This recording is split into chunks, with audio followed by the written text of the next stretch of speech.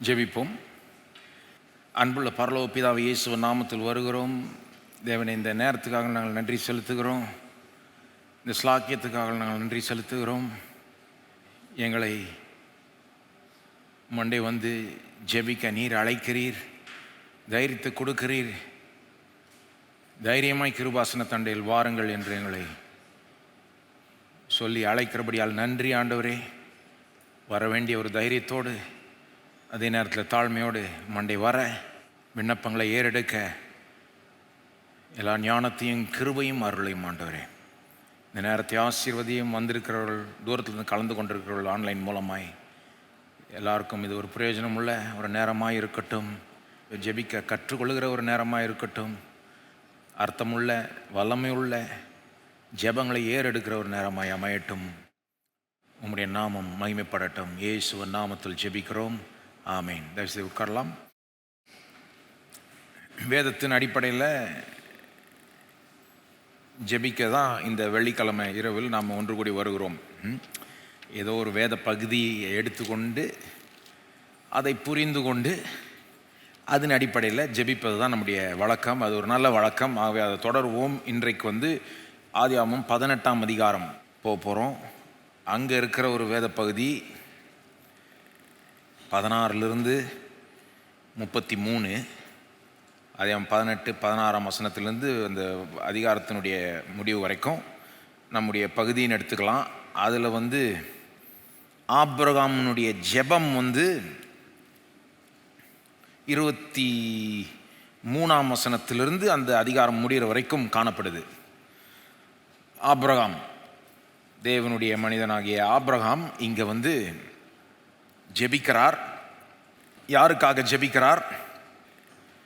சோதோம் என்ற பட்டணத்துக்காக ஜெபிக்கிறார். ஆகவே ஆபிரகாமை பற்றியும் சோதோமை பற்றியும் சில காரியங்கள் தெரிஞ்சாதான் இந்த ஜெபம் புரியும் உங்களுக்கு. ஆகவே சில காரியங்களை சொல்கிறேன் நான் கான்டெக்ஸ்டாக. அப்புறம் இந்த பகுதியை நாம் வாசிப்போம். அதுக்கப்புறம் ஆபிரகாமுடைய ஜெபத்திலிருந்து சில பாடங்களை கற்றுக்கொண்டு அது போல் நாமளும் இன்றைக்கு ஜெபிப்போம். சரிங்களா? ஸோ முதல்ல ஆபிரகாமை பற்றியும் சோதோமை பற்றியும் சில காரியங்கள் புரிஞ்சுக்கிட்டா தான் இது என்ன நடக்குதுன்னே புரியும். சோதோம் என்பது அந்த காலத்தில் இருந்த ஒரு பட்டணம். ஆபிரகாம் அங்கே வசிக்கலை, ஆனால் ஆபிரகாம் இருந்த இடத்துலேருந்து கொஞ்சம் தூரத்தில் இருந்தது. அது என்னன்னா, ஆயிரக்கணக்கான ஜனங்க இருந்த ஒரு பட்டணம், பல்லாயிரம் ஜனங்க இருந்த பட்டணம். அது ரொம்ப ஒரு அக்கிரமத்துக்கு பேர் பெற்ற ஒரு பட்டணமாக ஆயிடுச்சு. அநியாயமும் அக்கிரமமும் அங்கே வந்து ரொம்பவே பெருகிடுச்சு. 20ஆம் வசனத்தில் அதை லேசாக பார்க்கலாம் நீங்கள். கர்த்தர் சோதோம் கொமோராவின் கூக்குரல் பெரிதாய் இருப்பதினாலும் அவைகளின் பாவம் மிகவும் கொடிதாய் இருப்பதினாலும் அப்படின்னு வருது 20ஆம் வசனம். அப்போது அந்த வசனத்தை பார்த்தீங்கன்னா, சோதோம்ட்டிருந்து ஒரு கூக்குரல் வந்து எழும்புதான். கூக்குரல், a cry against Sodom is very great அப்படின்னு வருது. சோதோமுக்கு விரோதமாய் ஒரு கூக்குரல் பெரிதாய் கிளம்புது. வேத வல்லுநர்கள் அதை பார்க்குறப்போ என்ன சொல்கிறாங்க? அது ஒன்று, சோதோமில் இருக்கிற மக்களே கூக்குரல் இட வேண்டும், அல்லது சோதோமுக்கு வெளியே இருக்கிற மக்கள், மற்ற பட்டணத்தார், அப்படிப்பட்டவர்கள் சோதோமுக்கு விரோதமாய் கூக்குரலை எழுப்பணும். அதாவது ஒன்று, சோதோமில் இருக்கிற ஏழை எளிய மக்கள் அங்கே நடக்கிற அக்கிரமத்தினால அநியாயத்தினால ஒடுக்கப்படுறதுனால தேவனிடத்தில் கூக்குரலிடுறாங்களோ, அல்லது சோதோமுக்கு வெளியே மற்ற ஊருக்காரங்க இந்த சோதம் பண்ணுற அநியாயத்தை அவங்களால தாங்கிக்க முடியல. இவங்க பண்ணுற அநியாயம் வந்து அவங்கள பாதிக்குது. ஒரு ஊரினுடைய அநியாயம் வந்து பக்கத்து ஊரையும் பாதிக்கும் பாருங்க, அந்த ஏரியாவையே பாதிக்கும். அந்த மாதிரி அவங்க இதை தாங்கிக்க முடியாமல் அவங்க கூக்குரலிடுறாங்க. அப்படி கூட இருக்கலாம். நான் நினைக்கிறேன் இந்த 2வது வியாக்கியானம் இன்னும் ரீசனபிள் நினைக்கிறேன். ஏன்னா சோதோம் வந்து ரொம்ப அக்கிரமக்காரன் நிறைஞ்ச ஒரு ஊராக இருக்குது. நீங்கள் அதனுடைய ஆதாரம் பார்த்தீங்கன்னா, அடுத்த அதிகாரம்லாம் பார்த்தீங்கன்னா, ஆபிரகாமுடைய ஜெபத்தை பார்த்தாலே தெரியுது. ஸோ அக்கிரமக்காரர் நிறைஞ்ச இடமா இருக்கிறதுனால அங்கே பெருசாக நல்லவங்க இருந்த மாதிரியே தெரியல ரொம்ப. ஆகவே அநேகமாக இது பக்கத்து ஊர் மக்கள், பக்கத்தில் இருக்கிற ஆட்கள், இவங்கெல்லாம் அதுக்கு விரோதமாக ஒரு கூக்குரல் எழுப்பியிருப்பாங்களோ என்னவோ. பாயிண்ட் என்னன்னா, சோதோமுக்கு விரோதமாக ஒரு கூக்குரல் எழும்புது. அவங்க பாவம் மிகுதியாய் ஆகிவிட்டது. இப்போ தேவன் அவர்களை நியாயம் தீர்க்க அவசியமாய் இருக்கிறது. தேவன் வந்து அநியாயத்தை பார்த்துட்டு சும்மா இருக்க முடியாது, ஏன்னா அவர் நீதி நியாயம் உள்ள தேவன். ஸோ அதுதான் சோதோமை குறித்த ஒரு பேக்ரவுண்ட். அடுத்தது ஆபிரகாமை பற்றியும் சில காரியங்களை நீங்கள் தெரிஞ்சுக்கணும். ஆபிரகாம் வந்து இந்த 18ஆம் அதிகாரம் வர்றதுக்குள்ள தேவனோட ரொம்ப க்ளோஸ் ஆயிட்டார். ஃபஸ்ட் அப்படி இல்லை. ஃபஸ்ட்டு யாரோ இருந்தார், எங்கேயோ இருந்தார், ஜீவனுள்ள தேவன் கூட அவருக்கு தெரியாது. ஆனால் அப்படிப்பட்டவரை தேவன் அழைச்சி பல வாக்குகளை கொடுத்தாரு. உனக்கு நான் பிள்ளையை தரேன், பெரிய ஜாதியாக்குவேன், உனக்கு நிலத்தை தரேன், லேண்டு தரேன், அப்போது பிள்ளைகள், நிலம், அப்புறம் உன்னை மேன்மையாக்குறேன், உன் பேரை பெருமைப்படுத்துகிறேன், உன்னை ஆசீர்வாதமாக்குறேன் எல்லாருக்கும் அப்படின்னு எல்லா விதமான வாக்கு தத்துவங்களையும் கொடுத்து அவனுக்கு ப்ராமிஸ் பண்ணி அவனை அழைச்சார். அவனோட ஒரு உடன்படிக்கையின் உறவில் நுழைஞ்சார். அப்போ அந்த காலத்திலிருந்து, அதாவது ஆதியாகமம் 12ஆம் அதிகாரத்திலிருந்து ஆபிரகாம் வந்து தேவனை பின்பற்றி வருகிறான். பர்ஃபெக்டாக பின்பற்றலை, அவன் தவறுகள்லாம் செய்கிறான். அது நமக்கு தெரியும் நினைக்கிறேன். தெரிலனா வாசித்து பாருங்கள். 12லேருந்து 18 வாசித்தீங்கன்னா ஒரு காரியம் புரிஞ்சுப்பீங்க. ஆபிரகாம் வந்து பர்ஃபெக்ட் ஆள் ஒன்றும் கிடையாது. தேவனை பின்பற்றுறப்போவே சில தப்புகள்லாம் செய்கிறாரு. ஆனால் உண்மையாய் பின்பற்றுகிறாருன்னு சொல்லலாம். நாட் பர்ஃபெக்ட்லி பட் ஃபெய்த்ஃபுல்லி, உண்மையாய் பின்பற்றுகிறார். எந்த அளவுக்குன்னா இந்த அதிகாரம் வரத்துக்குள்ள, 18ஆம் அதிகாரம் வரத்துக்குள்ள ஆபிரகாம் வந்து தேவனிடத்தை கொஞ்சம் ரொம்பவே க்ளோஸ் ஆயிட்டாப்புல. இப்போ ஆபிரகாமுக்கும் சோதோமுக்கும் ஒரு கனெக்ஷன் இருக்கு. என்ன கனெக்ஷன்? ஆபிரகாம் அங்கே வசிக்கல, ஆனால் ஆபிரகாமுடைய சொந்தக்கார் லோத்து, அவருடைய சகோதரனுடைய மகன் லோத்து வந்து அந்த மோசமான ஊரில் தான் வசிக்கிறார். ஆபிரகாமுக்கு வந்து தேவன் வந்து இந்த சோதோமுடைய பாவத்தை நியாயம் தீர்க்க போறாருன்னு அவன் பார்த்த உடனே அவன் கண்டுக்கிட்டான், ஐயோ இந்த ஊருக்கே ஆபத்து இப்போ. ஏன்னா சோதோமுடைய பாவம் ஆபிரகாமுக்கும் கண்டிப்பாக தெரியும். அவர் பக்கத்தில் தான் இருந்தார்.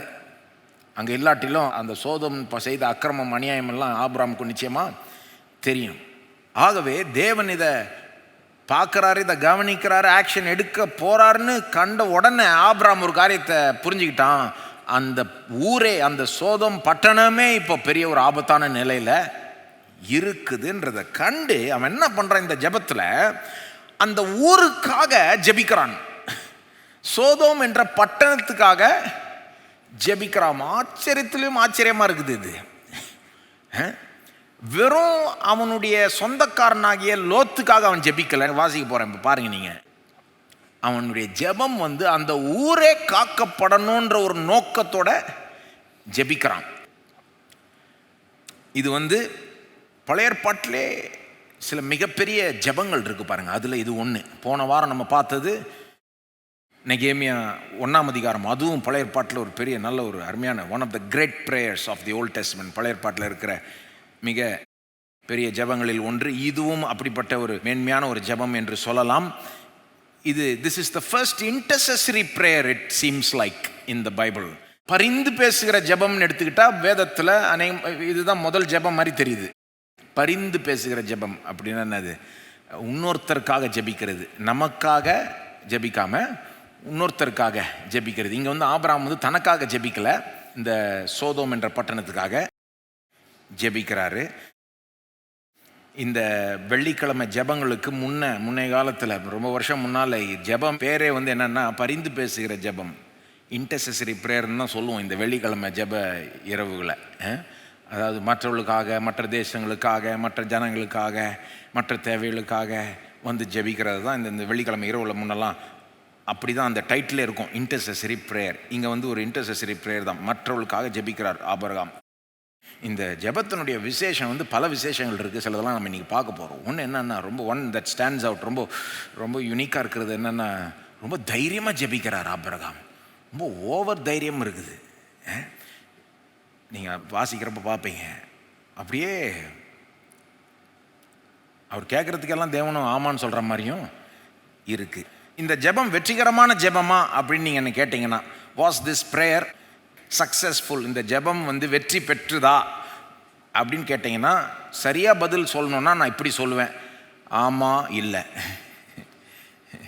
ஏன் அப்படின்னா, எஸ்ஸும் சொல்லணும், நோவும் சொல்லணும் ஒரு விதத்தில். ஏன்னா நீங்கள் எதை பார்க்குறீங்கன்றதை பொறுத்து இருக்குது. அதாவது சில பேர் என்ன சொல்லுவாங்க, இந்த ஜெபம் வெற்றி பெறலை, ஏன்னா சோதோம் அழிக்கப்பட்டுருச்சு. சோதோம் அழிக்கப்படக்கூடாதுன்னு இவர் நினச்சாரு. இவர் அந்த நோக்கத்தோடு ஜெபித்தார் ஆபிரகாம். ஆனால் அது நிறைவேறலை, ஏன்னா சோதோம் அழிக்கப்பட்டுருச்சு. அப்போது இந்த ஜெபம் ஃபெயிலியரு அப்படின்னு சொல்லுவாங்க. ஆனால் நான் என்ன சொல்லுவேன், அப்படி பார்த்தா பத்தாது. நல்லா உன்னிப்பாக பார்த்தீங்கன்னா இந்த ஜெபம் பல விதத்தில் ஒரு சக்ஸஸாக தான் தெரியுது. ஏன்னா ஆபிரகாம் என்னென்ன கேட்டாரோ தேவன் அதற்கு ஆமான்னு தான் சொல்கிறார். பாருங்கள், நீங்கள் நம்ம பார்க்க போகிறோம். ஆபிரகாம் கேட்ட ஒவ்வொரு விண்ணப்பத்துக்கும் தேவன் ஓகேன்னு தான் சொல்கிறார். ஓகே பண்ணிக்கலாம்ப்பா, சரி சரி, எல்லாத்துக்கும் சரின்றாரு. ஆச்சரியமான ஜெபம் பாருங்கள். அது மட்டும் இல்லை, இது ஏன் ஒரு விதத்தில் சக்ஸஸ் ஆன ஜெபம் நான் சொல்வேன்னா, லோத்து காக்கப்பட்டார், அவர் காப்பாற்றப்பட்டார். அடுத்த அதிகாரம் வாசித்தீங்கன்னா 19ஆம் அதிகாரத்தில் ஆபிரகாமுடைய சொந்தக்காரராகிய அந்த லோத், அங்கே சோதமில் வசித்த ஆள் இருக்கார் இல்லையா, அவரை தேவன் தேவதூதர்கள் அனுப்பிச்சு அவரை போய் அங்கேருந்து வெளியே கொண்டு வந்துட்டாங்க. லோத்துன்ற அந்த மனுஷன் ரட்சிக்கப்பட்டார், அதாவது அந்த அழிவிலிருந்து காப்பாற்றப்பட்டார். ஆதியாகமம் 19:29 சொல்லுது, லோத்துனால லோத்து காப்பாற்றப்படலை, ஆபிரகாம்னால தான் லோத்து காப்பாற்றப்பட்டார். லோத்து அவ்வளோ சூப்பரான ஆளுனால லோத்து காக்கப்படலை, ஆபிரகாம்னால தான் லோத்தே அங்கே பத்திரப்படுத்தப்பட்டார். அப்போது இந்த விதத்தில் இந்த ஜெபம் சக்ஸஸ்ன்னு நான் சொல்லுவேன். ஒரு விதத்தில் ஃபெயிலியர்ன்றது ஒத்துக்கிறேன். அந்த சோதோம்ன்ற பட்டணம் அழிக்கப்பட்டுருச்சு. ஆனாலும் அந்த ஜெபத்தை நீங்கள் நல்லா கவனிச்சிங்கன்னா அது கூட முழுசாக ஃபெயிலியர் நான் சொல்ல மாட்டேன். சரி, நம்ம கண்டினியூ பண்ணலாம். போக போக உங்களுக்கு புரியும். இந்த ஜெபத்திலிருந்து நாம் கற்றுக்கொள்ளக்கூடிய பாடங்கள் உண்டோ? நிச்சயமாக இருக்குது. அதுதான் பார்க்க போகிறோம். முதலாவது இந்த பகுதியை வாசிக்கலாம், அப்புறம் இதிலிருந்து கற்றுக்கொள்ள போகிற இந்த பாடங்களை சொல்லி அதை வச்சு நம்ம ஜெபிக்கலாம். நான் வாசிக்க போகிற பகுதி ஆதியாகமம் 18:16 அந்த அதிகாரம் முடிகிற வரைக்கும். ஆதியாகமம் 18:16. பின்பு அந்த புருஷர் எழுந்து அவ்விடம் விட்டு சோதோமை நோக்கி போனார்கள். ஆபிரகாமும் அவர்களோட கூட போய் வழி விட்டு அனுப்பினான். அப்பொழுது கர்த்தர் பேசுகிறார். ஆபிரகாம் பெரிய இப்போ அங்கே வேறு 2 பேர் இருந்தாங்க, அநேகமாக தேவதூதர்கள். அவங்க போய் அடுத்த வேலையை பார்க்குறாங்க, லோத்தை பாதுகாக்க போகிறாங்க, காப்பாற்ற போகிறாங்க. இப்போ அங்கே இருக்கிறது வெறும் கர்த்தரும் ஆபிரகாமும். 17ஆம் வசனத்திலிருந்து, அப்பொழுது கர்த்தர், ஆபிரகாம் பெரிய பலத்த ஜாதியாவதினாலும் அவனுக்குள் பூமியில் உள்ள சகல ஜாதிகளும் ஆசீர்வதிக்கப்படுவதினாலும் நான் செய்ய போகிறதை ஆபிரகாமுக்கு மறைப்பேனோ? கர்த்தர் ஆபிரகாமுக்கு சொன்னதை நிறைவேற்றும்படியாய் அவன் தன் பிள்ளைகளுக்கும் தனக்கு பின்வரும் தன் வீட்டாருக்கும் நீங்கள் நீதியையும் நியாயத்தையும் செய்து கர்த்தருடைய வழியை காத்து நடவுங்கள் என்று கட்டளையிடுவான் என்பதை அறிந்திருக்கிறேன் என்றார். பின்பு கர்த்தர் சோதோம் கொமோராவின் கூக்குரல் பெரிதாயிருப்பதினாலும் அவைகளின் பாவம் மிகவும் கொடிதாயிருப்பதினாலும் நான் இறங்கி போய் என்னிடத்தில் எட்டின அதன் கூக்குரலின்படி அவர்கள் செய்திருக்கிறார்களோ இல்லையோ என்று பார்த்து அறிவேன் என்றார். அப்பொழுது அந்த புருஷர், அதாவது அந்த 2 பேர், அடுத்த 2 பேர், அந்த புருஷர் அவ்விடம் விட்டு சோதோமை நோக்கி போனார்கள். ஆபிரகாமோ பின்னும் கர்த்தருக்கு முன்பாக நின்று கொண்டிருந்தான். இங்கே தான் 2 பேர் மட்டும்தான் இருக்காங்க. சரி, 23. அப்பொழுது ஆபிரகாம் சமீபமாய் சேர்ந்து, இப்போ ஆபிரகாம் ஜெபிக்க தொடங்குறார். இங்கே தான் 23ஆம் வசனம். அப்பொழுது ஆபிரகாம் சமீபமாய் சேர்ந்து அவருக்கு முன்பாக ஒரு மனுஷனை போல உருவத்தில் கர்த்தரே நிற்கிறார். ஒரு மனுஷனை போல உருவத்தில் கர்த்தரே நிற்கிறார். சில நேரம் பழைய ஏற்பாட்டில் அந்த மாதிரி நடந்தது. மனுஷனை போல தோன்றி அல்லது தூதனை போல தோன்றி கர்த்தரே வருவார். சில நேரம் அது கர்த்தர்ன்னு சொல்லும், சில நேரம் கர்த்தரின் தூதன் சொல்லும். இந்த இடத்துக்கு ஏற்ற மாதிரி நம்ம புரிஞ்சுக்கணும் அது கரெக்டாக. பட் இங்கே ரொம்ப கிளியராக கர்த்தர் தான் அவருக்கு முன்பாக நிற்கிறாரு, ஆனால் மனுஷ ரூபமில் நிற்கிறாருன்றது கான்டெக்ஸ்ட் நமக்கு சொல்லுது. ஃபஸ்ட்டு வசனத்துலேருந்து வாசிட்டு வந்தீங்கன்னா தெளிவாக புரியும். 23ஆம் வசனம். இப்போ இந்த மனுஷனை போல உருவத்தோடு அங்கே இருக்கிற கர்த்தரிடத்தில் ஆபிரகாம் பேசுகிறான். 23. அப்பொழுது ஆபிரகாம் சமீபமாய் சேர்ந்து, துன்மார்க்கனோடே நீதிமானையும் அழிப்பீரோ? பட்டணத்துக்குள்ளே ஒருவேளை 50 நீதிமான்கள் இருப்பார்கள், அதற்குள் இருக்கும் அந்த 50 நீதிமான்கள் நிமித்தம் ரட்சியாமல் அந்த ஸ்தலத்தை அழிப்பீரோ? துன்மார்க்கனோடே நீதிமானையும் சங்கரிப்பது உமக்கு தூரமாயிருப்பதாக. நீதிமானையும் துன்மார்க்கனையும் சமமாய் நடப்பிப்பது உமக்கு தூரமாயிருப்பதாக. சர்வலோக நியாயாதிபதி நீதி செய்யாதிருப்பாரோ என்றான். அதற்கு கர்த்தர், நான் சோதோமில் 50 நீதிமான்களை கண்டால் அவர்கள் நிமித்தம் அந்த ஸ்தலம் முழுவதையும் ரட்சிப்பேன் என்றார். சரி, ஜெபம் முடிஞ்சிருச்சுன்னு நினைக்கலாம். சரிப்பா, 50 இருந்தால் நான் விட்டுறேன்றார். அவன் தான் கேட்குறான், 50 இருந்தால் விட்டுருவீரா? விட்டுறேன், ஓகே. அடுத்தது 27. அப்பொழுது ஆபிரகாம் பிரதியுத்தரமாக, இதோ தூளும் சாம்பலுமாயிருக்கிற அடியேன் ஆண்டவரோடே பேச துணிந்தேன். ஒருவேளை 50 நீதிமான்களுக்கு 5 பேர் குறைந்திருப்பார்கள், அந்த 5 பேர் நிமித்தம் பட்டணம் முழுதையும் அழிப்பீரோ என்றான். அதற்கு அவர், நான் 45 நீதிமான்களை அங்கே கண்டால் அதை அழிப்பதில்லை என்றார். சரி, இதுக்கும் ஓகேன்ட்டார். அவன் பின்னும் அவரோட பேசி, 40 நீதிமான்கள் அங்கே காணப்பட்டாலோ என்றான். அதற்கு அவர், 40 நீதிமான்கள் நிமித்தம் அதை அழிப்பதில்லை என்றார். அப்பொழுது அவன், நான் இன்னும் பேசுகிறேன், ஆண்டவருக்கு கோபம் வராமல் இருப்பதாக. 30 நீதிமான்கள் அங்கே காணப்பட்டாலோ என்றான். அதற்கு அவர், நான் 30 நீதிமான்களை அங்கே கண்டால் அதை அழிப்பதில்லை என்றார். கேட்டதுக்கெல்லாம் ஓகே ஓகேன்றார் தேவன். என்னது இது, ஒன் வேவா போயிட்டு இருக்கு, ஒன் வே. இவர் கேட்கறதுக்கெல்லாம் தேவன் ஓகே.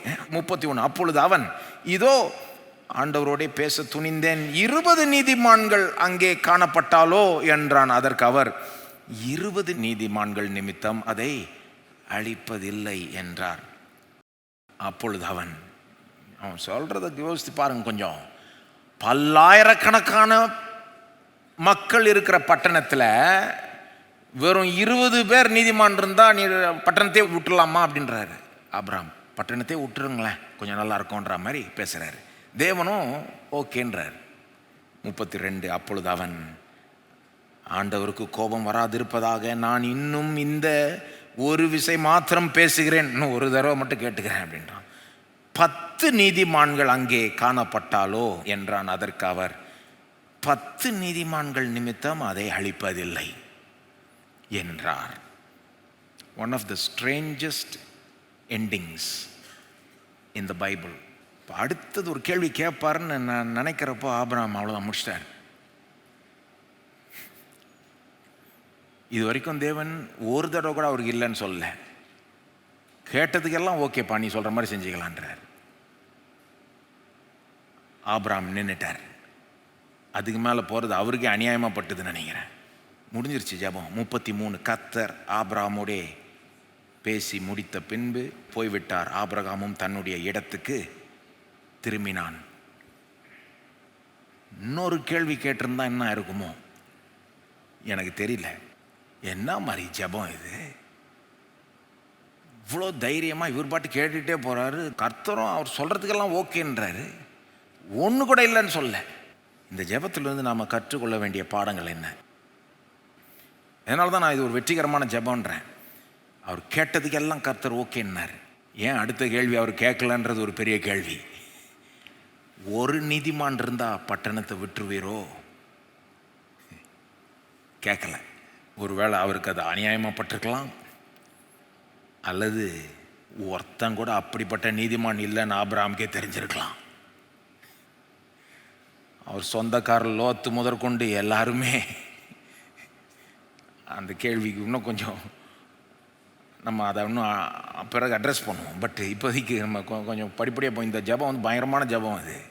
இதில் பல காரியங்கள், பல பாடங்கள் இருக்குது. நோட் பண்ணிட்டு வந்தேன். இது எல்லாத்தையும் கவர் பண்ண முடியல, ஆனால் முடிஞ்ச அளவுக்கு பார்ப்போம். நம்ம எனிவே நமக்கு அடுத்த வாரம் கூட இருக்குது, பார்க்காது அடுத்த வாரம் தொடரலாம். நம்பர் 1, இதுலேருந்து என்ன பாடங்களை நாம் கற்றுக்கொள்ள முடியும், கற்றுக்கொள்ள வேண்டும்? சில முக்கிய பாடங்களை நாம் நிச்சயமாய் கற்றுக்கொள்ள வேண்டும் ஜெபத்தை குறித்து. இது ஒரு ஜெப கூட்டம். இந்த கூட்டத்தினுடைய ஒரு நோக்கம் என்னது? எப்படி ஜெபிப்பதுன்னு நம்ம கற்றுக்கொள்கிறோம். எப்படி ஜெபிப்பதுன்னு கற்றுக்கொள்கிறோம். அப்படியே ஜெபிக்கிற விதத்திலே நம்ம ஜெபிச்சுட்டு போக விரும்பல. நம்ம தொடர்ந்து we want to learn how to pray. எப்படி ஜெபிப்பதுன்னு கற்றுக்கொண்டு அதை நம்ம அப்ளை பண்ணி நம்ம ஜெப வாழ்க்கையில் அதை அப்படியே அந்த விதத்தில் முன்னேற விரும்புகிறோம். ஆகவே சில பாடங்களை கற்றுக்கொள்வோம். ஆபிரகாமிலிருந்து சில பாடங்களை கற்றுக்கொள்ளலாம். நம்பர் 1, எப்படி ஜெபிப்பது? தேவனுக்கு ஒரு சிநேகிதனாய் ஜெபிக்க வேண்டும். தேவனுக்கு சிநேகிதனாய் இருந்து ஜெபிக்க வேண்டும். Pray as a friend of God. தேவனுடைய சிநேகிதனாய் இருந்து ஜெபிக்கிறப்போ அந்த ஜெபந்தான் பெஸ்ட்டு. அந்த ஜெபந்தான் பெஸ்ட். அல்லது இப்படி சொல்கிறேன், prayer works best in the context of true friendship with God. தேவனோட ஒரு நட்பு இருக்குமானால் அப்படிப்பட்ட ஒரு சூழலில் தான் ஜெபம் மிக சிறந்ததாய் வேலை செய்யும், மிக சிறந்ததாய் இருக்கும்.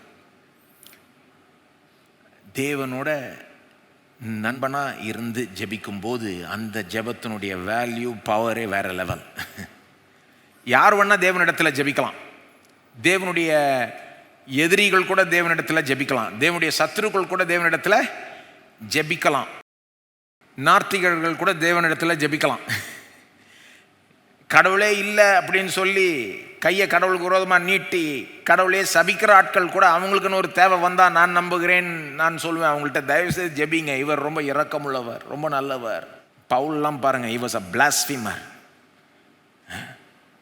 அப்படியே சொல்கிறாரு ஒரு இடத்துல தன்னை பற்றி.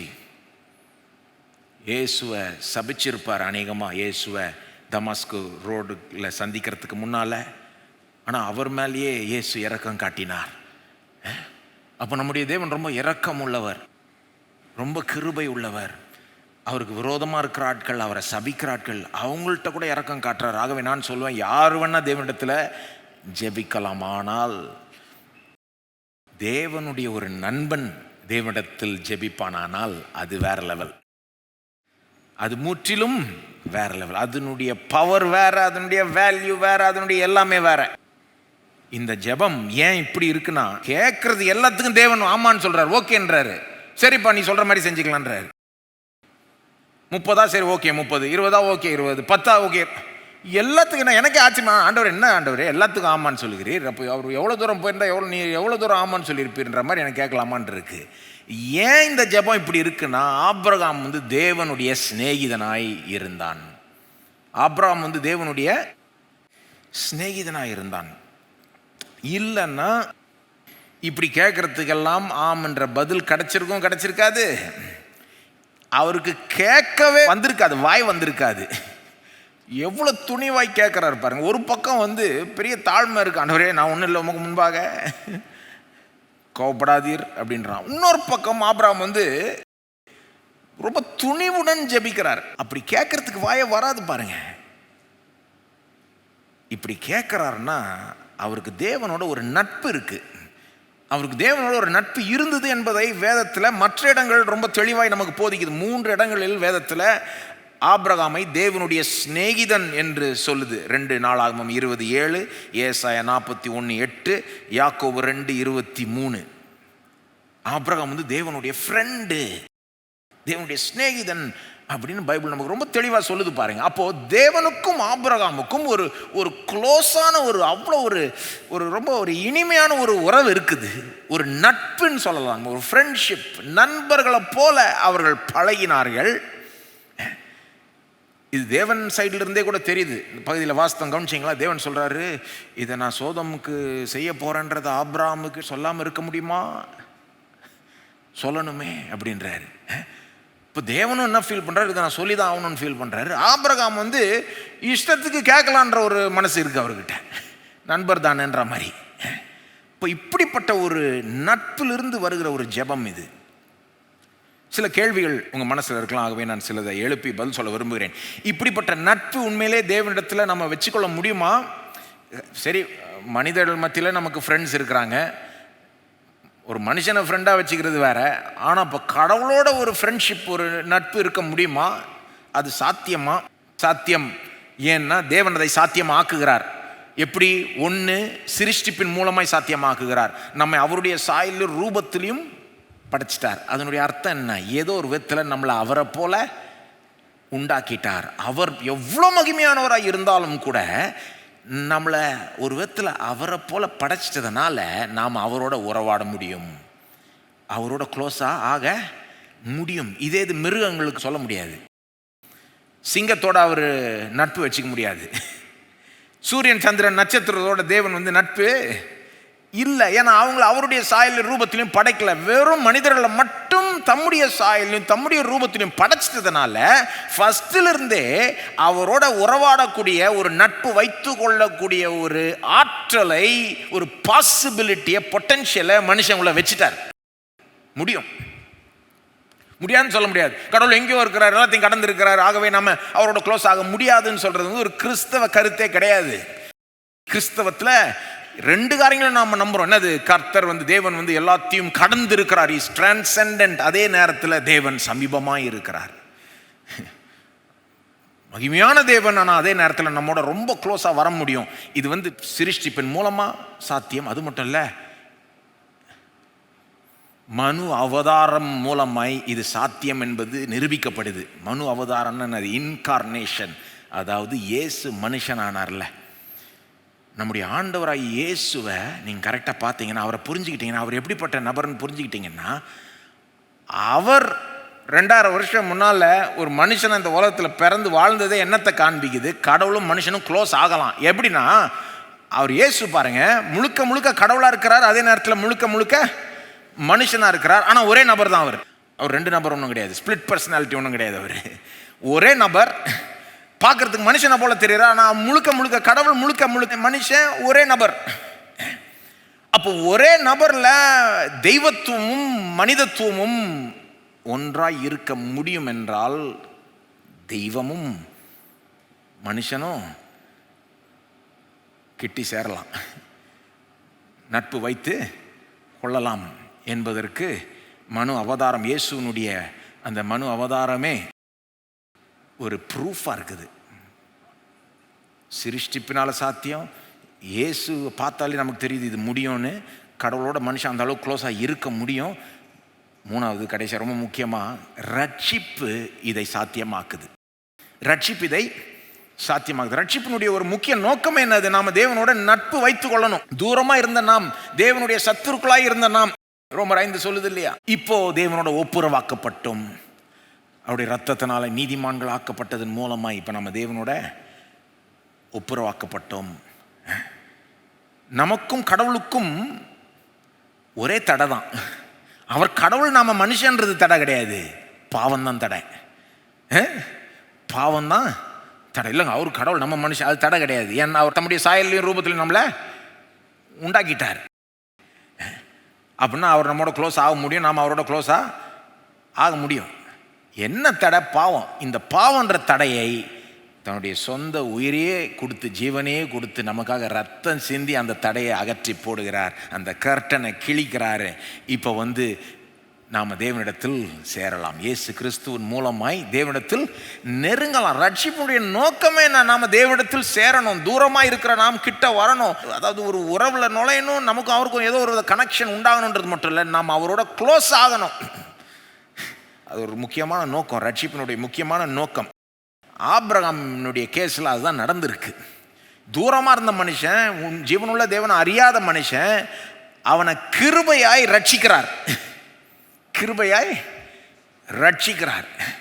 ரட்சிப்பினுடைய முழுமையை அவன் அறிந்து கொள்ளல, புரிந்து கொள்ளல. ஆனால் அதனுடைய நிழலாட்டத்தை அவனுக்கு வெளிப்படுத்தினார். ஒரு மிருகத்தை எடுத்து வெட்டுன்றாரு, ரத்தத்தை சிந்துன்றாரு. அப்போ பழைய ஏற்பாட்டில் நிழலாட்டம் மூலமாய் ரட்சிக்கிறார் பாருங்க. அப்போ கிருபையா ரட்சிக்கிறார். அவன் தேவனோட இருக்கிற இந்த நட்பை சம்பாதிச்சுக்கல, கிருபையாய் பெற்றான். எங்கேயோ யாரோவா சுற்றி தெரிந்துக்கிட்டு இருந்தான், வெற்றி இல்லாமல் வாழ்ந்துக்கிட்டு இருந்தான். அந்த காலத்திலலாம் ஒரு பிள்ளை இல்லாமல் நீங்கள் இருந்தீங்கன்னா உங்களை மதிக்கவே மாட்டாங்க சமுதாயம். அவங்கள பொறுத்த வரைக்கும் தேவன் சபிச்சிட்டார் உங்களை. அப்படி இருந்தான். அப்படி இருக்கிறப்போ தான் தேவன் அவனை அழைச்சி அவனுக்கு வாக்கு கொடுக்குறாரு. அவனை போக போக நடத்தி வர்றாரு. அப்போ அவர் அந்த நட்பு ஃபஸ்ட்டு உண்டாகிறதே கடவுளுடைய கிருபை தான், கடவுளுடைய இரக்கம்தான். கடவுள் அவனை அழைக்கிறாரு, அவனோட ஒரு உடன்படிக்கையின் உறவில் அவர் நுழைகிறாரு. இந்த மிருகத்தை வெட்டுன்றாரு, நடுவில் வராரு. ஆதியாகமம் 15ஆம் அதிகாரம் வாசித்து பார்த்தீங்கன்னா, அப்போ இந்த நட்பு உண்டாகிறதுக்கு மூல காரணம் தேவனுடைய கிருபை, தேவனுடைய இரக்கம். ஆனால் தேவன் அவனோட வந்து ஜாயின் பண்ணிக்கிறார் தம்மையே. அதுக்கப்புறம் ஆபிரகாம் வந்து அவனும் சில காரியங்களை செய்கிறான். அவனும் தேவனிடத்துக்கு க்ளோஸ் ஆகும்படி என்ன செய்யணுமோ சில காரியங்கள்லாம் சரி, நான் சொன்னது போல் அவன் பர்ஃபெக்டாக தேவனை பின்பற்றல, ஆனாலும் கூட உண்மையாய் பின்பற்றினான். முடிஞ்ச அளவுக்கு தப்பு செஞ்சான், ஆனால் முடிஞ்ச அளவுக்கு அவன் தேவனை பிரியப்படுத்தணும்னு பார்த்தான் பாருங்க. தேவன் சொன்ன பல காரியங்களை அவன் செய்தான். தேவனோட இந்த நட்பு இப்படி தான் வேலை செய்யுது, நமக்கும் இப்படி தான் வேலை செய்யுது. நாம் வந்து இன்றைக்கு தேவனுடைய நண்பர்களாய் இருக்க முடியும். ரட்சிப்பின் மூலமாக தேவனுடைய நண்பர்களாய் இருக்க முடியுமா முடியாதா? பாவம் என்ற தடை நீக்கப்பட்டது, நாம் தேவனிடத்தில் சேரலாம், தேவனிடத்தில் க்ளோஸாக ஆகலாம். அதாவது அவருடைய பிள்ளை ஆகலான்றது மட்டும் இல்லை, விசுவாசி ஆகலான்றது மட்டும் இல்லை, அந்த உறவை நாம் பண்படுத்துவோமானால் தேவனோட இருக்கிற அந்த ஐக்கியம் இன்னும் க்ளோஸ் ஆகிடும். யோவான் 15 பாருங்க, யோவான் 15 இயேசு இதை பற்றி பேசுகிறார். எப்படி இந்த நண்பர்களை போல அவர் வந்து நம்மளை ட்ரீட் பண்ண விரும்புகிறாருன்னு சொல்கிறார் பாருங்க. யோவான் 15ஆம் அதிகாரம் 12-15 வாசிக்கிறதுனால சில காரியங்களை சொல்லிடுறேன் பாருங்கள். மனிதர்கள் மத்தியில் கூட நண்பர்கள்கிட்ட நீங்கள் க்ளோஸ் ஆகணும், அந்த உறவு வந்து நல்லா ஒரு மலரணும்னா நீங்கள் அதுக்கு கொஞ்சம் நேரம் செலவழிக்கணும், கொஞ்சம் எஃபர்ட் போடணும் இல்லையா? நண்பர்கள் வந்து சொந்தக்காரங்க மாதிரி கிடையாது. சொந்தக்காரங்க வந்து அவங்கள வருஷத்துக்கு ஒருக்க பார்த்தா கூட ஒன்றும் மாறிடாது, அவங்க அடுத்த வருஷமும் உங்கள் சொந்தக்காரங்க தான்.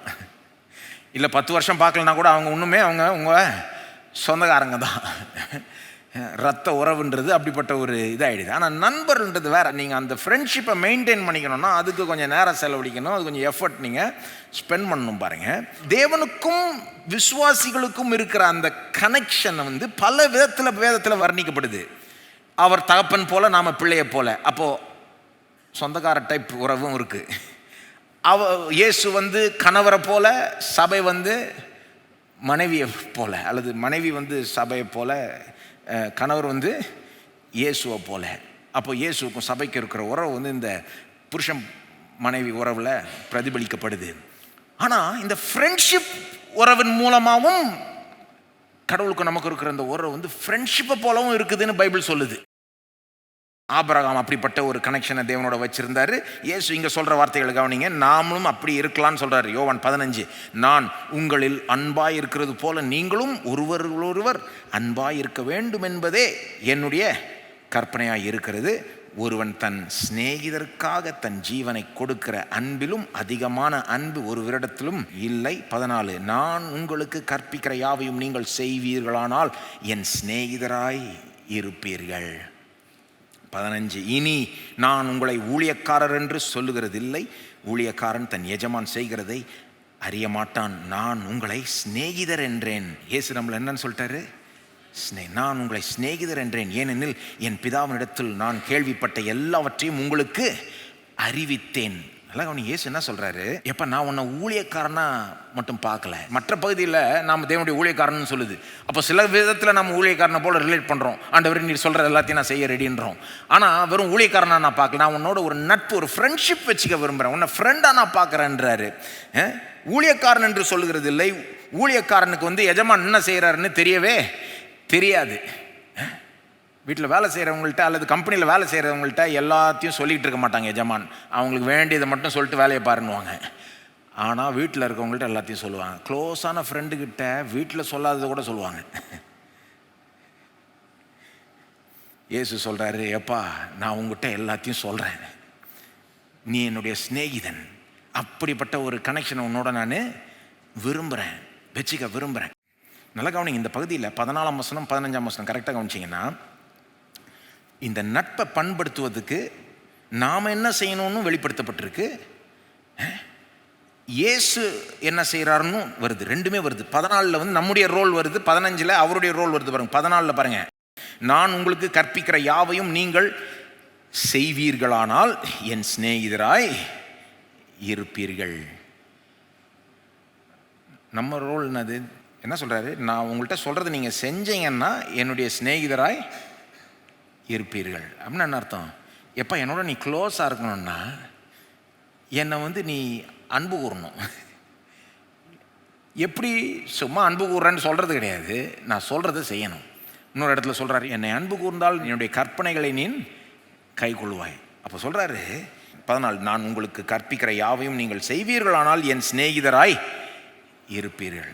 அப்போ இந்த நட்பை நாம் எப்படி பண்படுத்துவது? அவர் சொல்றதை செய்வதன் மூலமாக அவரை பிரியப்படுத்தி அந்த விதத்தில் நாம் அவரிடத்தில் நெருங்குவது. 15 சொல்றாரு, அவர் என்ன செய்வார்னு சொல்றாரு. அவர் என்ன செய்வாராம்? நமக்கு எல்லாத்தையும் வெளிப்படுத்துவாராம். அதான் க்ளோஸ் ஃப்ரெண்டுக்கிட்ட நம்ம சீக்ரெட்ஸ் ஷேர் பண்ணிப்போம்ல. குடும்பத்தில் இருக்கவங்கள்ட்ட கூட சொல்ல மாட்டோம், ஆனால் ஃப்ரெண்டுக்கிட்ட சொல்லுவோம், யார்கிட்டையும் சொல்லாதரான்னு சொல்லிவிடுவோம்.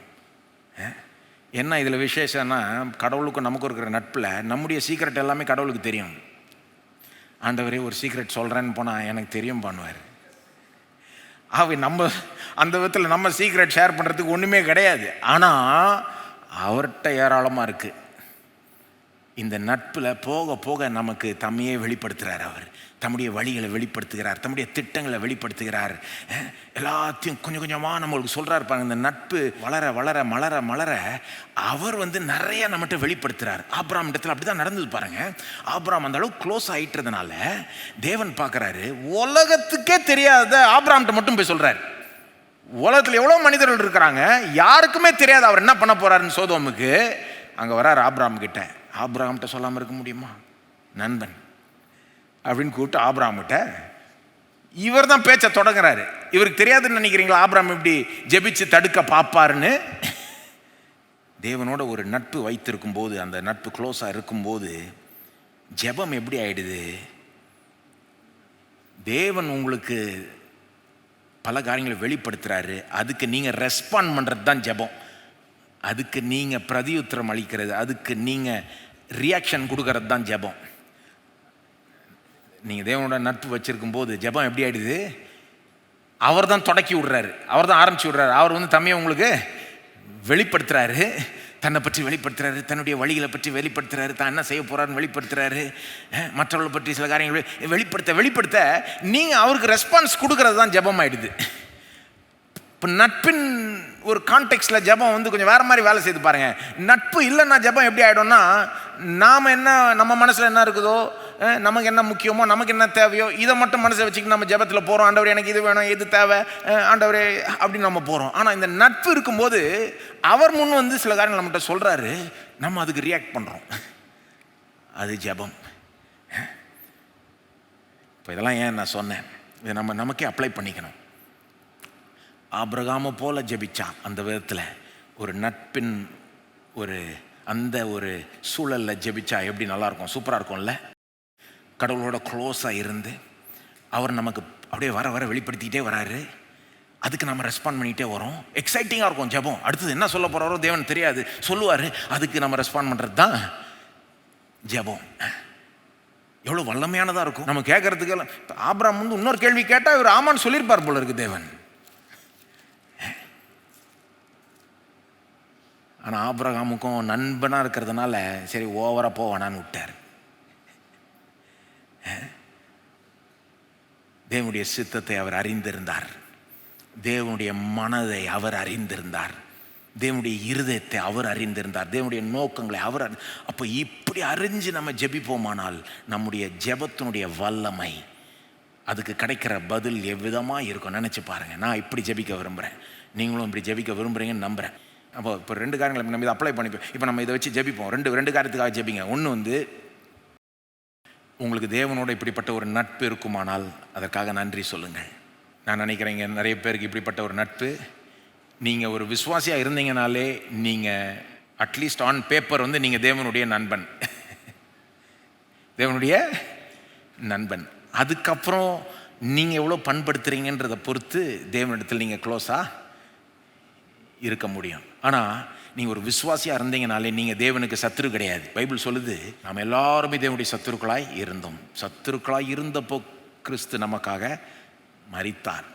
நீங்கள் ஒரு விசுவாசியாக இருக்கிறீங்கன்னா நீங்கள் சத்துரு கிடையாது, நீங்கள் நண்பன். என்ன மாதிரி ஒரு ஸ்லாக்கியம், பாக்கியம் அது. அதற்காக நன்றி செலுத்துங்க. ஒரு நண்பனை போல தேவன் நம்மளை நடத்தி இருக்கிறார், அதற்காக நன்றி செலுத்துங்க. தம்மையே நமக்கு வெளிப்படுத்தி இருக்கிறார். தேவனை பற்றி நீங்கள் எவ்வளோ அறிஞ்சு வச்சுருக்கீங்க. இப்போ இந்த தெருவில் போய் 3/4 பேர் நிறுத்தி கேளுங்க, நீங்கள் கடவுளை பற்றி அறிஞ்சிருக்கிற பாதி கூட அவங்களுக்கு தெரியாது.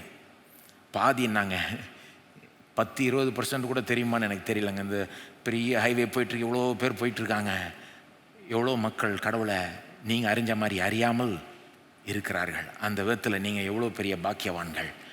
தேவன் உங்களை நண்பர்களை போல், நம்மளை நண்பர்களை போல நடத்தி இருக்கிறார். அதற்காக நன்றி செலுத்தும். முதல்ல நன்றி. ரெண்டாவது விண்ணப்பம். இந்த நட்பு இன்னும் க்ளோஸ் ஆகணும்னு விரும்புனீங்கன்னா அதை பற்றி ஜெபிங்க. ஆண்டவரே, இன்னும் க்ளோஸ் ஆக விரும்புகிறேன். நீர் சொல்கிற போல் இயேசுவே நீர் இங்கே சொல்கிற போல் 14ஆம் வசனத்தில் நீர் கற்பிக்கிற யாவையும் நான் செய்ய விரும்புகிறேன். இன்னும் அதிகமாக நீர் விரும்புகிற எல்லாத்தையும் நான் செய்ய விரும்புகிறேன். உண்மை எல்லா விதத்திலும் நான் பிரியப்படுத்த விரும்புகிறேன் ஆண்டவரே. அந்த விதத்தில் உங்களோட இன்னும் க்ளோஸ் ஆக விரும்புகிறேன் ஆண்டவரே அப்படின்றது உங்கள் விருப்பமாக தான் ஜெபிங்க. 15ஆம் வசனம் கூட 14-15 தான் நட்பினுடைய அந்த குவாலிட்டிஸை டிஸ்கிரைப் பண்ணுது. நம்ம சைட்லேருந்து நாம் அவரை கீழ்ப்படுகிறது, அவர் சைட்லேருந்து அவர் நமக்கு போக போக இன்னும் அதிகமாக வெளிப்படுத்துறது. அதுதான் நட்பு பண்படுத்தப்படுவது. அதற்காக நீங்கள் ஜெபிக்கலாம். ஒன்று நன்றி ஆண்டவரே, எனக்கு உங்களோட இருக்கிற நட்புக்காக நன்றி. ரெண்டாவது, இந்த நட்பு இன்னும் மலரட்டும் ஆண்டவரே, இன்னும் நான் பிரியப்படுத்த விரும்புகிறேன். நீர் என்கிட்ட உண்மையை இன்னும் அதிகமாக வெளிப்படுத்துவீராக. உம்முடைய நோக்கங்கள், உம்முடைய மனசு, உம்முடைய இருதயம், உம்முடைய பிளான்ஸ் நீர் எனக்கு வெளிப்படுத்தும் ஆண்டவரே. ஜெபிக்கலாமா? ஜெபிப்போம்.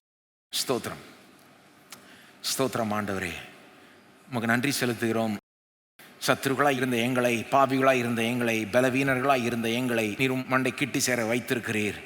இரத்தத்தினால எங்களை உம்மை அணுக வைத்திருக்கிறீர். இந்த பாவம் என்ற தடையை எடுத்து போட்டுட்டீர். எங்கள் பாவத்தை மன்னித்து விட்டீர், சுத்திகரிச்சிட்டீர், எங்களை நீதிமான்களாக்கிட்டீர். மண்டை நெருங்க எல்லா தகுதியும் கொடுத்து தைரியமாய் கிருபாசன தண்டை வாருங்கள் என்று சொல்லுகிறீரே ஆண்டவரே. எங்களோட இந்த ஒரு நட்பை நீர் விரும்புகிறீர். நாங்கள் விரும்புகிறோமோ இல்லையோ, அதை நீர் விரும்பினீர். ஆகவே பெரிய காரியங்களை ஏற்கனவே செஞ்சிருக்கிறீர். எங்களை உம்முடைய நண்பர்களாய் ஆக்கி விட்டீர். அதற்காக நன்றி செலுத்துகிறோம் ஆண்டவரே. உம்மோட ஒரு நண்பரை போல பழகக்கூடிய ஒரு உறவு இன்னைக்கு சாத்தியமாக இருக்கிறபடியால் நன்றி ஆண்டவரே. நன்றி ஆண்டவரே, நன்றி ஆண்டவரே. ஸ்தோத்தரிக்கிறோம் ஆண்டவரே. ஏற்கனவே உண்மையே எங்களுக்கு நீர் வெளிப்படுத்தியிருக்கிறீர், எத்தனையோ விதங்களில் வெளிப்படுத்தியிருக்கிறீர். நன்றி ஆண்டவர். இந்த சபையில் உம்முடைய வசனம் போதிப்பதன் மூலமாக உம்முடைய வழிகளை எங்களுக்கு வெளிப்படுத்தினதற்காக நன்றி ஆண்டவரே. ஸ்தோத்திரம் ஆண்டவர். எவ்வளோ மக்களுக்கு ஜீவனுள்ள தேவன் அறியாமல் அவர்கள் இருந்தாலும் நாங்கள் உண்மை அறிந்திருக்கிறோமே ஆண்டவரே. வசனத்தை கொடுத்திருக்கிறீர், எங்களுக்கு வசனத்தை குறித்த வெளிச்சத்தை கொடுத்திருக்கிறீர், போதகர்களை கொடுத்திருக்கிறீர், நல்ல போதனையை கொடுத்திருக்கிறீர், மற்ற விசுவாசியில் கொடுத்திருக்கிறீர். எல்லாம் மூலமாக ஆண்டவரே உம்மை குறித்த அறிவு, உம்முடைய நோக்கங்களை குறித்த அறிவை கொடுத்திருக்கிறீர். நன்றி ஆண்டவரே, உம்மை ஸ்தோத்தரிக்கிறோம். ஏற்கனவே எங்களுக்கு இருக்கிற நட்புக்காக நன்றி செலுத்துகிறோம். இந்த நட்பு இன்னும் வளரும்படி நாங்கள் ஜெபிக்கிறோம். இன்னும் மலரட்டும் ஆண்டவரே, இன்னும் மெச்சோர் ஆகட்டும். உம்மிடத்தில் நாங்கள் இன்னும் க்ளோஸாக நெருங்க பழக நீர் கிருபை செய்வீராக. நீர் கற்பித்த யாவையும் நாங்கள் கை கொள்ளும்படி எங்களுக்கு உதவி செய்வீராக. நீர் எங்கள்கிட்ட என்ன எதிர்பார்க்கிறீர் என்பதை எங்களுக்கு இன்னும் காண்பிப்பீராக, வெளிப்படுத்துவீராக ஆண்டவரே. உம்முடைய வழிகளை எங்களுக்கு வெளிப்படுத்தும், அதை குறித்த வெளிச்சத்தை தாரும் ஆண்டவரே. அதை நாங்கள் பின்பற்ற, உம்மை எல்லாவற்றையும் கீழ்ப்படிய, எல்லா காரியங்களையும் உமக்கு இடம் கொடுக்க, முதலிடத்தை கொடுக்க எங்களை நடத்துவீராக. உம்மோடு இருக்கிற இந்த நட்பில் எங்களை வளரச் செய்வீராக, இன்னும் க்ளோஸ் ஆக செய்வீராக. ஸ்தோத்திரம் ஆண்டவரே. அப்படி இருக்குமானால் எங்களுடைய ஜெப வாழ்க்கை அதிலிருந்து ஃப்ளோ ஆகும். அப்படிப்பட்ட ஜெப வாழ்க்கையை விரும்புகிறோம் ஆண்டவரே. சும்மா யாரோ உம்மிடத்தில் ஜெபிக்க நாங்கள் விரும்பவில்லை.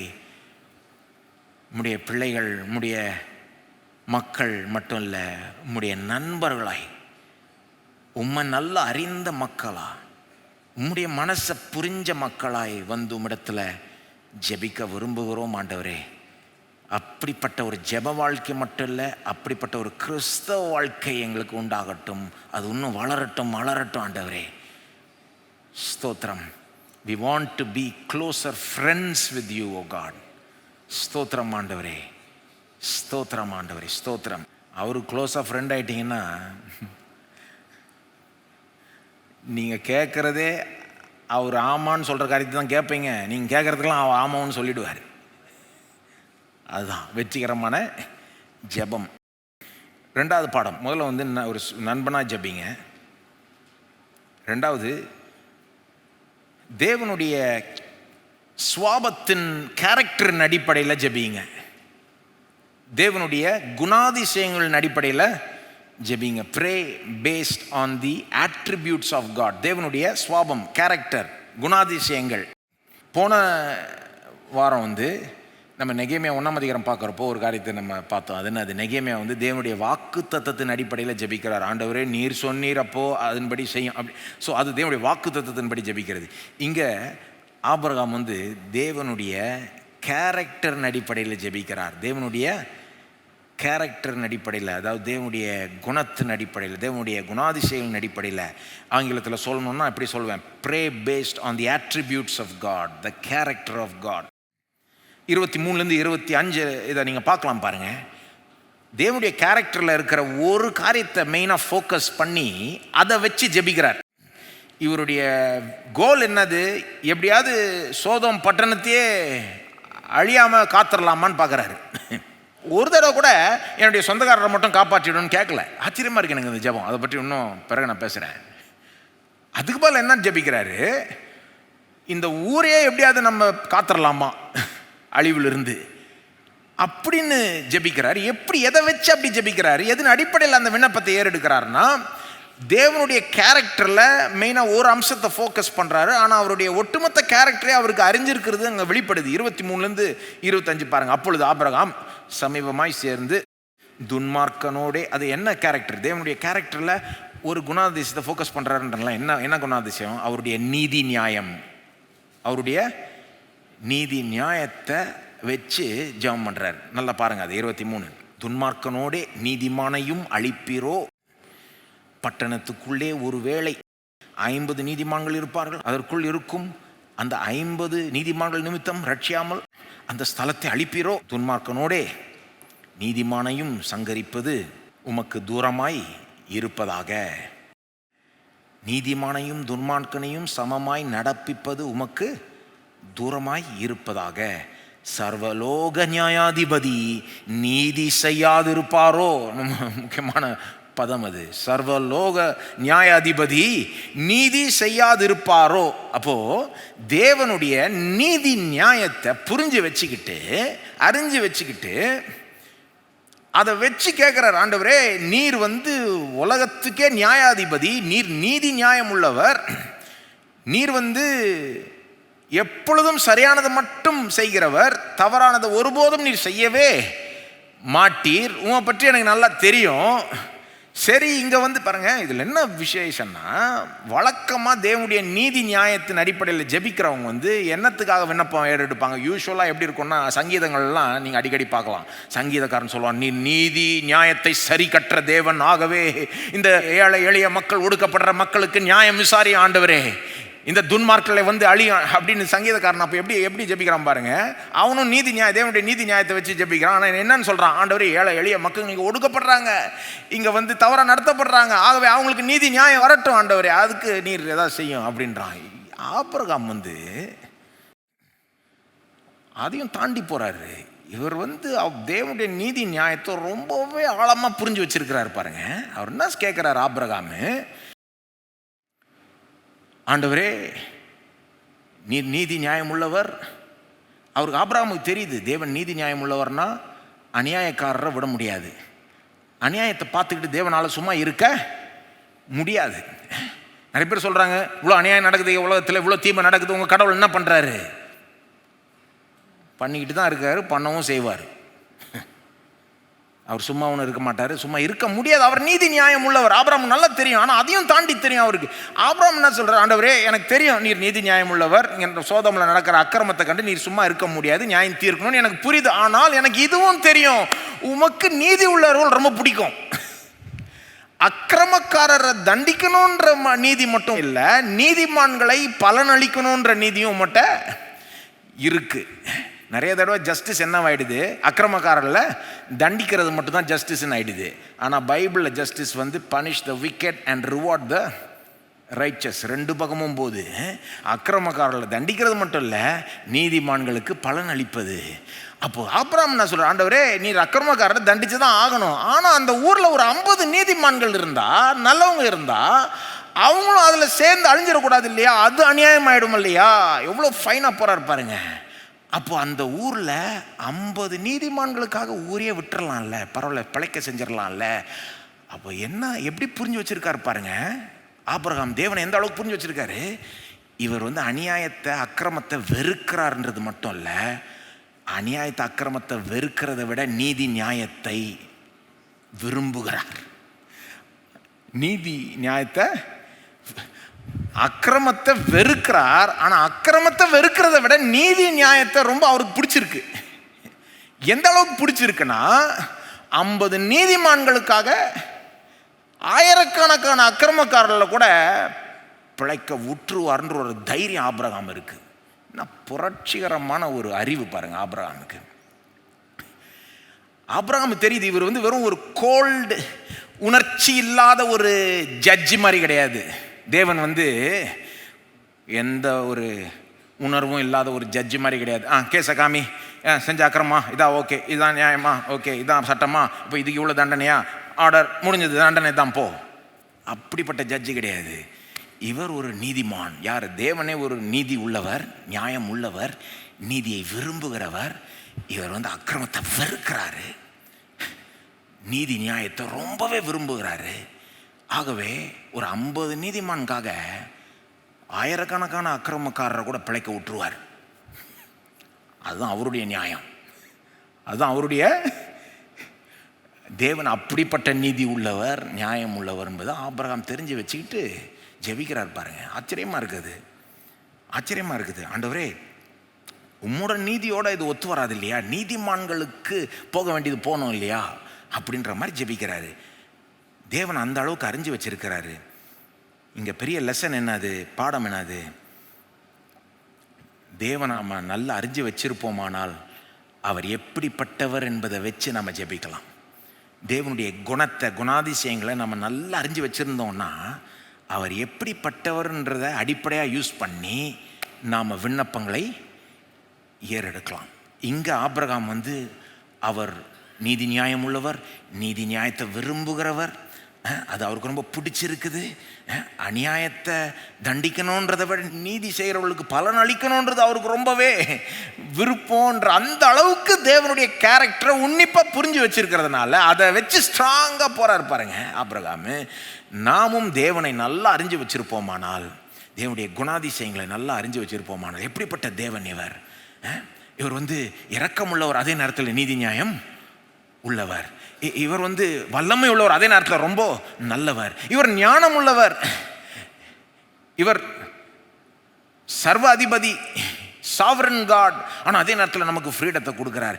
இந்த மாதிரி காரியங்களை, கடவுளை பற்றி நமக்கு நிறைய நம்ம நல்லா உன்னிப்பாக அறிஞ்சு வச்சிருப்போமானால் அந்த குணாதிசயங்களின் அடிப்படையில் நாம் விண்ணப்பங்களை ஏறெடுக்கலாம். பைபிளில் நிறைய உதாரணம் இருக்குது பாருங்க. போன தடவை நம்ம என்ன சொன்னோம்? வாக்கு தத்தத்தின் அடிப்படையில் ஜெபிக்க வேண்டும். இப்போ என்ன சொல்கிறோம்? அவருடைய குணாதிசயங்களின் அடிப்படையில் ஜெபிக்கணும். போன தடவை என்ன சொன்னோம்? ஆண்டவரே நீர் இப்படி சொல்லியிருக்கிறீர், ஆகவே இதை செய்யும் அப்படின்னு ஜெபிக்கணும். இப்போ என்ன சொல்கிறோம்? ஆண்டவரே நீர் இப்படிப்பட்டவர், நீர் நீதி நியாயம் உள்ளவர், நீர் இரக்கம் உள்ளவர், நீர் வல்லமையானவர், ஆகவே இப்படி செய்யும் அப்படின்னு ஜெபிக்கணும். சங்கீதக்காரன் நிறைய தடவை இந்த மாதிரி ஜெபிப்பான் பாருங்க. சங்கீதம் 51 தாவீது கொலை செஞ்சு விபச்சாரம் செஞ்சு அதுக்கப்புறம் தேவனிடத்தில் மன்னிப்பு கேட்க வரப்போறாரு. அங்கே போயிட்டு நீதி நியாயம்னு பேசினா முடிஞ்சது கதை. நீதி நியாயத்தின்படி தாவீதை கொன்னே போடணும். ஆனால் தாவீது என்ன பண்ணுறாரு? உஷாரா தேவனுடைய இரக்கத்துக்கு போயிடுறார். சங்கீதம் 51:1, தேவனே உமது கிருபையின்படி எனக்கு இறங்கும், உமது மிகுந்த இரக்கங்களின்படி என் மீறுதல்கள் நீங்க என்னை சுத்திகரியும், என் அக்கிரமம் நீங்க என்னை முற்றிலும் கழுவி, என் பாவம் அறைய என்னை சுத்திகரியும். உமது மிகுந்த இரக்கங்களின்படி, எல்லாம் சொல்லுங்க, உமது மிகுந்த இரக்கங்களின்படி இதை செய்ய ஆண்டவரே அப்படின்றான். சங்கீதம் 25:4-8 வாசித்தீங்கன்னா அங்கே சங்கீதக்காரன் தேவன் பாவிகளுக்கு வழியை காண்பிக்க வேண்டும், வழியை வாய்க்க பண்ண வேண்டும், அவர்களை நடத்த வேண்டும். யார? பாவிகளை தேவன் போதிச்சு நடத்தணுமா. இதுதான் சங்கீதக்காரனுடைய விண்ணப்பம். சங்கீதம் 25 சரிங்களா? அது எப்படி கேட்குறான் பாருங்க. 6ஆம் வசனத்தில், கர்த்தாவே உம்முடைய இரக்கங்களையும் உம்முடைய காருண்யங்களையும் நினைத்தருளும், அவைகள் அநாதி காலம் முதல் இருக்கிறது. என்ன சொல்றான்? ஆண்டவரே நான் எவ்வளோ பெரிய பாவின் பாரும் இல்லை, உம்முடைய இரக்கங்களையும் உம்முடைய காருண்யங்களையும் பாரு ஆண்டவரே, அதை நினைச்சிரும் ஆண்டவரே, அதை கொஞ்சம் யோசித்து பாருங்க. கடவுள்கிட்டே சொல்கிறான், உம்முடைய கேரக்டரை நீங்களே யோசித்து பாருங்கன்றான். அப்புறம் பாருங்க 8ஆம் வசனம், கர்த்தர் நல்லவரும் உத்தமருமாய் இருக்கிறார், ஆகையால் பாவிகளுக்கு வழியை தெரிவிக்கிறார். எல்லாம் சொல்லுமா, கர்த்தர் நல்லவரும் உத்தமராய் இருக்கிறார், ஆகையால், திரும்ப சொல்லுங்க, ஆகையால் பாவிகளுக்கு வழியை தெரிவிக்கிறார். ஏன் பாவிகளை போய் இவர் நடத்துகிறாராம்? ஏன்னா அவர் ரொம்ப அந்த அளவுக்கு நல்லவர். அவருக்கு பாவிக்கு இன்னொரு சான்ஸ் கொடுக்கறது பிடிக்கும், அவருக்கு பாவியை மன்னிக்கிறது பிடிக்கும், பாவிக்கு சரியான வழியை காண்பிக்கிறது பிடிக்கும், பாவியை நடத்துறது பிடிக்கும், பாவியுடைய வழியை வாய்க்க பண்ணுறது அவருக்கு. பாவத்திலிருந்து அவன் திரும்பி வரப்போ தேவன் அவனை ஏற்றுக்கொண்டு இப்படி நடத்த விரும்புகிறார். ஏன்னா அவருடைய கேரக்டர் அப்படின்றான். சங்கீதம் 94 அங்கே நீதி நியாயத்தை வச்சு தேவன் அக்கிரமக்காரர்களை தண்டிப்பார்னு ஜெபிக்கிறான் சங்கீதக்காரன். சங்கீதம் 94 1-7 எல்லாத்தையும் வாசிக்க நேரம் இல்லை. நீதி நியாயத்தை வச்சு, நீதியை சரி கட்டுகிற தேவனாகிய கர்த்தாவே, 1ஆம் வசனம், நீதியை சரி கட்டுகிற தேவனே, பிரகாசியும் பூமியின் நியாயாதிபதியே, நீர் எழுந்து பெருமைக்காரருக்கு பதிலளியும். அவர் கேரக்டர் வச்சு ஜெபிக்கிறான் பாருங்க. 2 நாளாகமம் 20 ஜெஹோசபாட் ஜெபிக்கிறார், 2 ராஜாக்கள் 19 எசேக்கியா ராஜா ஜெபிக்கிறார். அவங்க ஜெபத்தெல்லாம் பார்த்தீங்கன்னா தேவனுடைய வல்லமை, தேவனுடைய சாவரன்டி, ஆளுகை செய்கிறார் இல்லையா, எல்லாத்தையும் ஆள்றாருன்றாத அதை வச்சு ஜெபிக்கிறாங்க. சாவரன்டி பவரை வச்சு ஜெபிக்கிறாங்க. சரி, இதை நம்ம அப்ளை பண்ணலாம். உங்களுக்கு தேவனுடைய கேரக்டர் தெரியுமா? தேவனை எந்த அளவுக்கு அறிஞ்சு வச்சுருக்கீங்க நீங்கள்? தேவனுடைய குணாதிசயங்கள் தெரியுமா? அவர் எப்படிப்பட்டவர்னு தெரியுமா உங்களுக்கு? ஓகே, அவர் கடவுள் அப்படின்றது மட்டும் இல்லை, அவர் எப்படிப்பட்ட கடவுள், அவருடைய ஒவ்வொரு குணாதிசயத்தையும் நீங்கள் ஆராய்ஞ்சு பார்த்துருக்கீங்களா? அதுக்குள்ளே ஆழமாக போயிருக்கீங்களா? அதை பற்றி எவ்வளோ தெரியும் உங்களுக்கு? எவ்வளோ நிச்சயமாக தெரியும்? அதை வச்சு ஜெபிக்க முடியுமா? ஒருவேளை தெரியலன்னா நான் சொல்கிறேன், தேவனை முழுமையாய் வெளிப்படுத்தினது இயேசு. தேவனை முழுமையாக வெளிப்படுத்தினது தேவனுடைய கேரக்டரை, சுவாபத்தை, குணாதிசயங்களை பர்ஃபெக்டாக முழுசாக ஒன்றும் விடாமல் பர்ஃபெக்ட் காம்பினேஷனில் வெளிப்படுத்தினது நம்முடைய ஆண்டவராகிய இயேசு. ஏன்னா அவரிடத்துல நம்ம வல்லமையும் பார்க்கலாம், அன்பையும் பார்க்கலாம், ஞானத்தையும் பார்க்கலாம், நீதி நியாயத்தையும் பார்க்கலாம். ஒரு நாள் இந்த உலகத்தை நியாயம் தீர்க்க போகிற நியாயாதிபதி இயேசு தான். நியாய தீர்ப்பை தேவன் இயேசுக்கிட்ட ஒப்படைச்சிட்டார். ஆகவே தேவனை பற்றி குயிக்காக தெரிஞ்சிங்கன்னா இயேசுவை பார்க்கணும். ஏன்னா அவர் ஒருத்தரை பார்த்தீங்கன்னா தேவனை முழுசாகவே நீங்கள் புரிஞ்சிக்கலாம் பாருங்கள். ஆகவே தான் நம்ம தேவனை அறிகிறதையே நம்மளுடைய முதல் வேலையாக எடுத்துக்கணும். மனிதர்களுக்கு இன்றைக்கி எல்லாத்த குறித்த அறிவும் இருக்குது. எல்லா சப்ஜெக்ட், எவ்வளோ சப்ஜெக்ட் படிக்கிறாங்க ஸ்கூல்லலாம். சப்ஜெக்ட் மேலே சப்ஜெக்ட், இவ்வளோ பெரிய பேகு, காலிலேருந்து சாயங்காலம் அப்புறம் டியூஷன், எல்லாத்தையும் படிக்கிறாங்க. கடவுளை பற்றி எவ்வளோ தெரியும்னா தெரியாது. ஒரு பிரச்சனைன்னு வர்றதுனால அந்த சப்ஜெக்ட் அவங்களுக்கு உதவி செய்ய முடியல. ஆனால் கடவுளை குறித்து வச்சிருக்கிற உங்களுடைய அந்த அறிவு உங்களுக்கு பெரிய உதவியாய் இருக்கும். ஏன்னா அந்த அறிவின் அடிப்படையில் நீங்கள் ஜெபிக்கும் போது விசுவாசத்தோடு நீங்கள் ஜெபிக்கலாம். பெரிய காரியங்களை ஜெபத்தின் மூலமாய் பெற்றுக்கொள்ளலாம். ஆகவே நம்ம இப்போ அப்படி செய்யலாமா?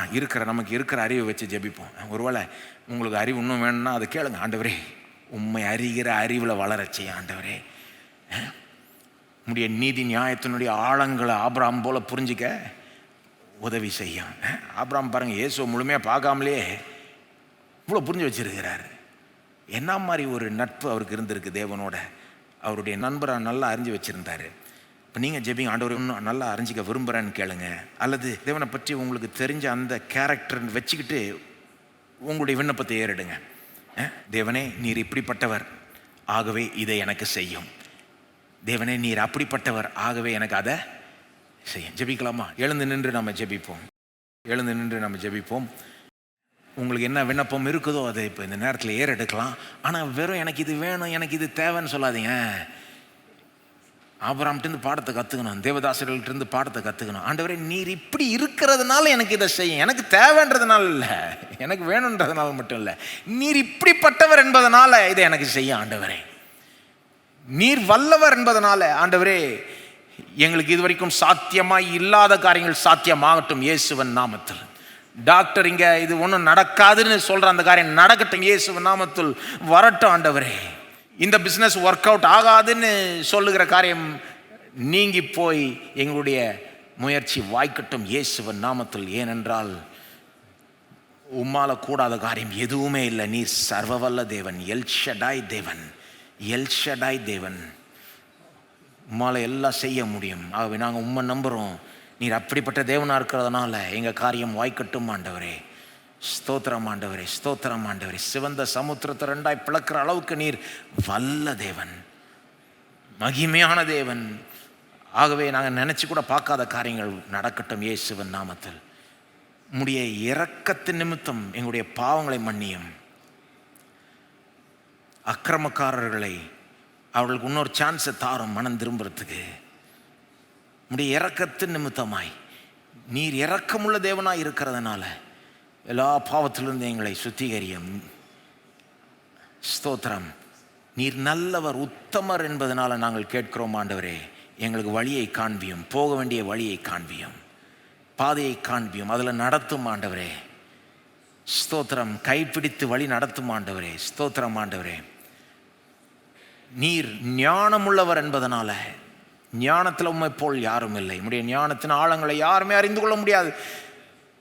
ஆகவே எங்களுக்கு ஞானத்தை தார ஆண்டவரே. எப்படி வாழணும், எப்படி வேலை செய்யணும், எப்படி எங்கள் குடும்பங்களை நடத்தணும், எப்படி எங்கள் பொருளாதாரத்தை ஹேண்டில் பண்ணணும், இதை குறித்த ஞானத்தை எங்களுக்கு தார ஆண்டவரே. ஸ்தோத்திரம் ஆண்டவரே. உம்முடைய நீதி நியாயத்தின் நிமித்தமாய் ஏழை எளிய மக்களுக்கு நீர் உதவி செய்வீராக. அவர்களை ஒடுக்குகிற மக்களை நியாயம் தீர்ப்பீராக. ஸ்தோத்திரம் ஆண்டவரே. நீதி நியாயத்தை சரி கட்டுவீராக. ஸ்தோத்திரம் ஆண்டவரே. உம்முடைய நீதி நியாயத்தின் நிமித்தம் நீதிமான்களுக்கு பலன் அளிப்பீராக. உண்மையான நீதிமான்களுக்கு பலன் அளிப்பீராக. ஸ்தோத்திரம் ஆண்டவரே, ஸ்தோத்திரம் ஆண்டவரே, ஸ்தோத்திரம் ஆண்டவரே. உம்மை ஸ்தோத்தரிக்கிறோம், உம்மை ஸ்தோத்தரிக்கிறோம். ஆபிரகாமை போல உம்மை நல்லா அறிந்து, உம்மை நல்லா அறிஞ்சு வச்சுக்கிட்டு ஜெபிக்க எங்களுக்கு தொடர்ந்து கிருபை செய்ய ஆண்டவரே. உம்மை அறிகிற அறிவில் வளரச் செய்ய ஆண்டவரே. ஸ்தோத்திரம். இங்கே யாராக இருந்தாலும் அதை அவர்களுக்காக நான் ஜெபிக்கிறேன். சின்ன ஒரு ஒரு ஒரு பிள்ளையாக இருக்கலாம், ஒரு மாணவனாக இருக்கலாம், அல்லது வயதுள்ளவர்களாக இருக்கலாம். நாங்கள் எல்லாருமே உண்மை அறிகிற அறிவில் வளர வேண்டும், இன்னும் வளர முடியும். ஆகவே உண்மை இன்னும் நல்லா அறிஞ்சிக்க, உம்முடைய குணத்தை அறிஞ்சிக்க, நீர் எப்படிப்பட்டவர் என்பதை அதனுடைய ஆழத்தை புரிஞ்சிக்க உதவி செய்ய ஆண்டவரே. நீர் உண்மையை எங்களுக்கு இன்னும் அதிகமாக வெளிப்படுத்த ஆண்டவரே. எங்களை சிநேகிதர்களாய் நீர் ஏற்றுக்கொள்கிறபடியால் நன்றி. ஆகவே உண்மையை இன்னும் அதிகமாக வெளிப்படுத்த ஆண்டவரே. உம்முடைய வழிகளை வெளிப்படுத்தும் ஆண்டவரே. இந்த ஜெப வாழ்க்கையில் மட்டும் இல்லை, இந்த கிறிஸ்தவ வாழ்க்கையில், ஒட்டுமொத்த வாழ்க்கையில் எங்களை வழி நடத்தும் ஆண்டவரே. இப்பொழுதும் எங்களுடைய விண்ணப்பங்களை கேட்டதுக்காக நன்றி செலுத்துகிறோம். இந்த ஜெபங்களுக்கு பதில் வருது என்று நாங்கள் நம்புகிறோம், வந்து கொண்டிருக்குது என்று நம்புகிறோம். அதற்கு நன்றி செலுத்துகிறோம் ஆண்டவரே.